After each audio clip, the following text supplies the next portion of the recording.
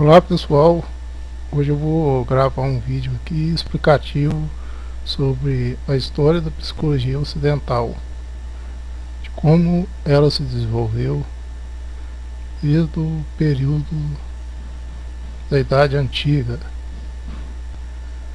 e me baseei neste livro aqui, Raízes da Psicologia, da autora Isabel Ribeiro Freire, qual todo mundo está vendo.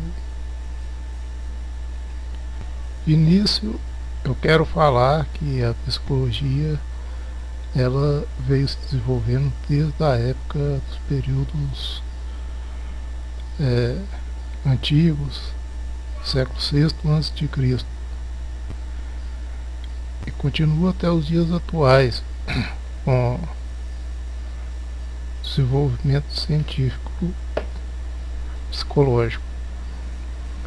Então, a psicologia ela se divide em duas grandes fases do seu desenvolvimento, que é a fase filosófica ou pré-científica e a fase científica, como todo mundo está vendo aqui, de amarelo e aqui de azul. E os períodos da história também demarcam o desenvolvimento da psicologia, que é a Idade Antiga, a Idade Média, Moderna e a Idade Contemporânea, que é a idade atual em que a gente vive. A psicologia filosófica ou pré-científica ela é o período mais longo de desenvolvimento da psicologia. Pega da Idade Antiga, vai até a Idade Moderna, que é o final do século XVII, onde está a transição do período feudal, realmente, para o período industrial, que o século XVIII é o século onde ocorrem as transformações referentes à Revolução Industrial. A psicologia, inicialmente, ela teve início no período cosmológico, período dos filósofos pré-socráticos. A preocupação maior é explicar o cosmos, qual a substância ou matéria ou a origem do universo. E os filósofos queriam explicar isso, qual substância, qual partícula eram constituídos seres vivos e também seres não vivos. E a psicologia também entrou nessa investigação, a questão da alma, dos pensamentos, de como era constituída também a questão psicológica humana. Após o período cosmológico veio o período antropocêntrico, que é um período onde a preocupação era o foco, era o homem, o ser humano, conhecer o homem e os seus processos mentais, sua integração social, saber como o homem entendia as coisas à sua volta, como ele se relacionava socialmente com outros homens, com outros indivíduos, decorrer da vida. Depois veio o período teocêntrico, que é o período após a morte de Cristo, engloba aqui do século V ao século XIV depois de Cristo. Um período muito longo, onde a preocupação maior era a fé cristã. Então pode-se dizer que toda a parte científica ficou meio assim parada devido a essa questão religiosa, conhecimento humano. Depois veio o período antropocêntrico, novamente, tem um período antropocêntrico da Idade Antiga aqui, período antropocêntrico da Idade Moderna e Contemporânea. Esse período foi o período onde se deu assim, o desenvolvimento científico da psicologia mesmo. Veio uma reação à tendência dogmática com o surgimento do iluminismo, da Revolução Francesa. Começou-se a questionar os dogmas postos pela religião, pela fé cristã, e a tendência foi desenvolver a ciência mesmo para explicar os fenômenos não só humanos, psicológicos humanos, biológicos, mas também toda a esfera da vida humana.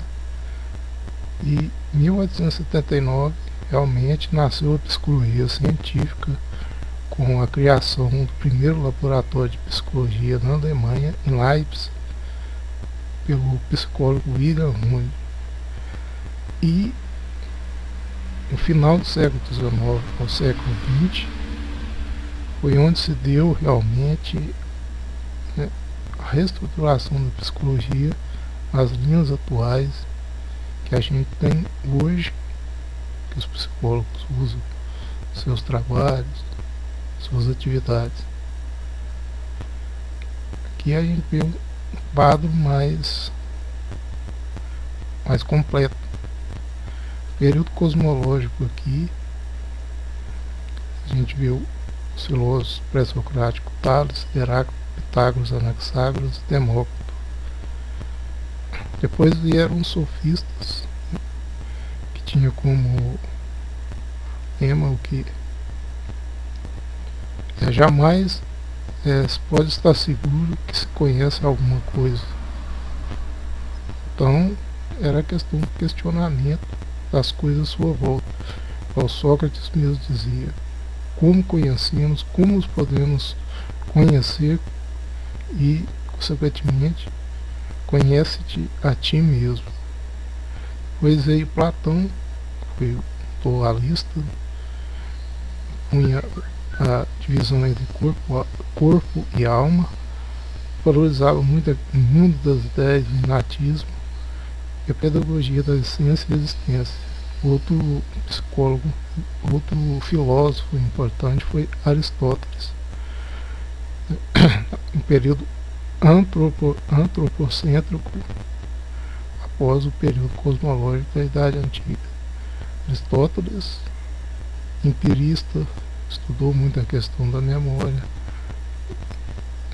da alma como imortal, e nessa época também destacou-se os estoicos e epicuristas, o Zenão de Cícero e Epícoro de Samos.